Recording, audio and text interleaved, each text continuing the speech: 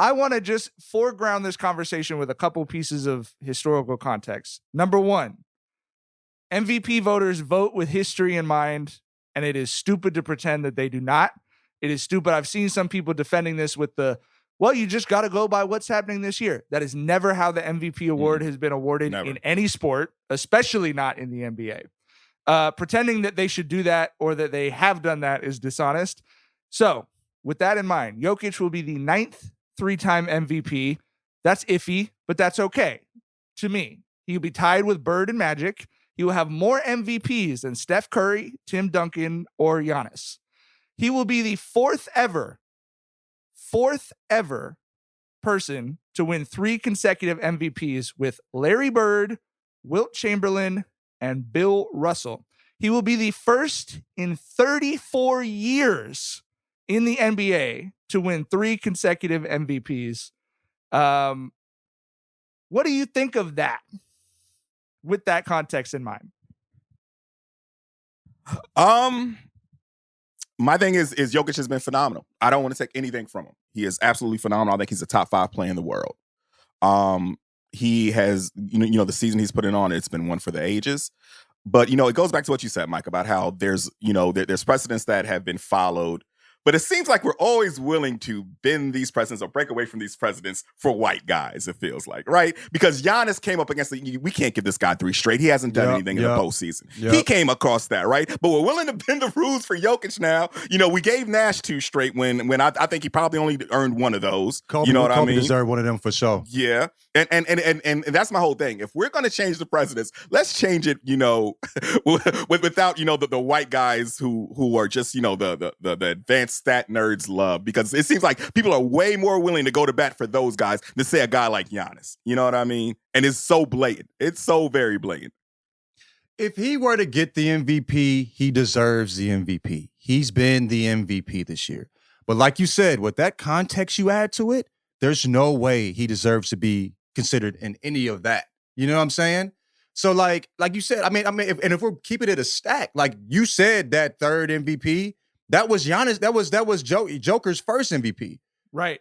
Probably should have been Giannis. Probably should have been Giannis's 3rd. Literally part of the narrative was, is Giannis on a Mount Rushmore with Larry Bird, Wilt Chamberlain, and Bill Russell? Right. So it was almost like he's not eligible for a 3rd straight MVP. Right. But as Tyler pointed out, something is different about Jokic. Maybe it's a race thing. Maybe it's a foreign thing. Maybe it's that the analytics conversation over the last 3 years has changed much louder. Much more louder. But there's no denying that it would be a real break from history and tradition. I personally think that that's nuts to say Steph Curry, who has done more, in my opinion, as an individual to change basketball than anyone LeBron since James, our childhood. Has he had 3 in a row? Has he?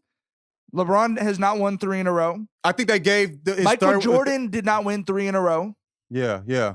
So to me, to consciously make the decision to put Jokic above those guys, to me, is disrespectful and ahistorical. I don't give a fuck how. And I recognize the greatness of Jokic, and I recognize that he's had the most MVP caliber year.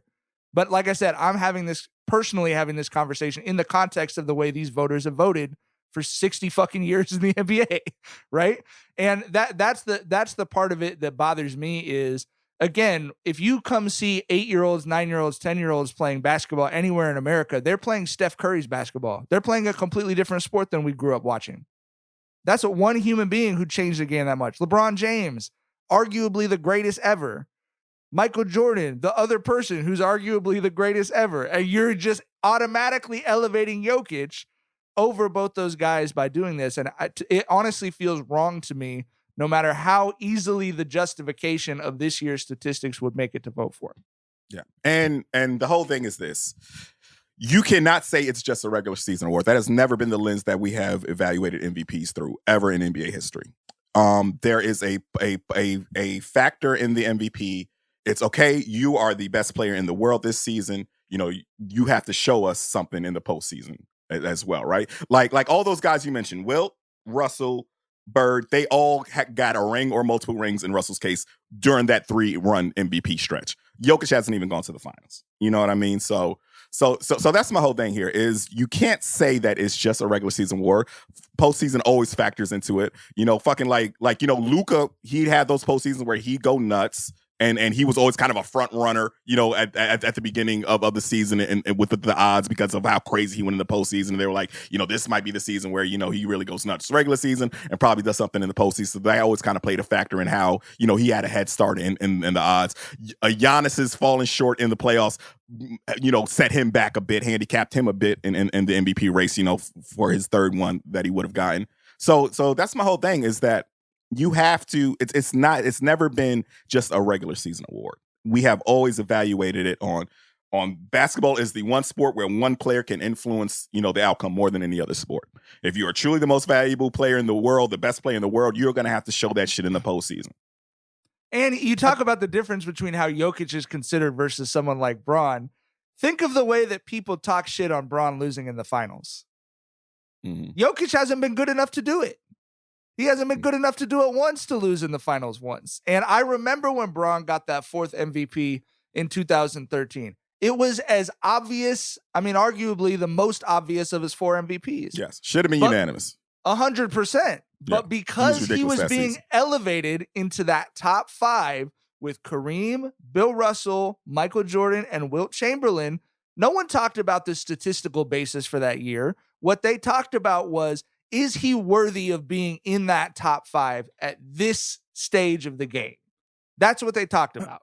And now that it's Jokic 10 years later, all anyone wants to talk about is, well, his fucking Raptors over 14 right now. How could you even think of giving it to somebody else? I just think that's crazy. And I think that people talking about this like it just pertains to this year and that the historical context and that the playoff context, as Tyler pointed out, that's like, oh, we have to separate we have to separate all that and just look at the numbers for this year. It's like, well, okay, you can make that argument, but you should be honest about the fact that we're doing that for the first time. Yeah. I have a question. Do y'all believe that Derrick Rose should have got the MVP that he got? Because if you look at his numbers, I know that the Bulls were the best team in the East, one of the best teams in the league. You know what I'm saying? They were playing better than other teams, and he had a great season. I don't want to take anything from that, but like Braun season, Dwight Howard season, like, you know what I mean? Like, I don't know. I think like that, and that got in the way of what Braun getting his third, right? Or 3 in a row, correct? It would have been 3, and then I think it would have ended up being 5 because I believe he won 2, and then Derrick Rose, and then Braun. And then he won 2, yeah. I would just, I'm super curious to hear what Tyler has to say. I would just quickly say, I think that at the time I did think that, and looking back, if they end up giving Jokic 3 consecutive and Braun and Steph never got 3 consecutive, I think it retrospectively would be wrong that Braun didn't get 3 in a row. Yeah. I think Derrick Rose checked all those boxes where we've seen it so many times in MVP history where if this was a team that wasn't the best team in the league last season, but they become the best team in the league, the next season, the best player on that team is usually going to win MVP. That's kind of how that shit works. And Derrick Rose checked all those boxes on that. I also think that, that was Braun's first season in Miami. People were like, okay, how, we can't really evaluate Miami's record being that, they're so loaded with D Wade and Bosh. So that kind of hurt Braun a bit too. But yeah, I think, Rose for sure checked all those boxes, elevating a team to be the best team in the league, and you're the best player on that team. He checked all those boxes there. So. But if you look at the numbers, you know what I'm saying? Like, I like I said, I would give Dwight Howard that MVP before I gave that to you know what I'm saying? And that Magic team was great. I think so. Like, I would give. I don't know, bro. Like, I feel like like you said, like Mike was saying, retrospectively, it makes more sense to give Braun that. And also in that year, I thought like to me, I'm looking at regardless of how loaded they are, that was Braun's team. They said he came in saying it was going to be D Wade's team. You know what I'm saying? And everybody was saying, bro, that was Braun's fucking team from jump. You could tell by game 10. You know what I mean? So, like, I don't know, man. But all right. I had intended on not jumping into MVP discourse, but watching over the last 2 weeks, the way people have talked about this and hearing, it does feel almost a little bit like gaslighting where you're like, like we were alive. We're old enough. We remember what these conversations were when Braun was getting his 4th and all this other stuff. Like you can't tell me that it's like, oh, I'm ludicrous for thinking that there's a rationale for this decision outside of this year's efficiency ratings. How old are the people that are telling you you're ludicrous? There's people that were like alive, but there like are people who are when older Braun, than us on television who are saying that. You know what I mean? And just as a result of being active on social media for this podcast, it's like I just see a lot of that content that's like, but look at how much better he is this year than he was the other years. It's like, okay, well, again, the first one, not that he didn't deserve it. But the narrative at the time literally was we can't give it to Giannis 3 years. That was the like, one knock on Giannis. We can't give it to him 3 years in a row. Had nothing to do with fucking basketball. You know what I'm saying?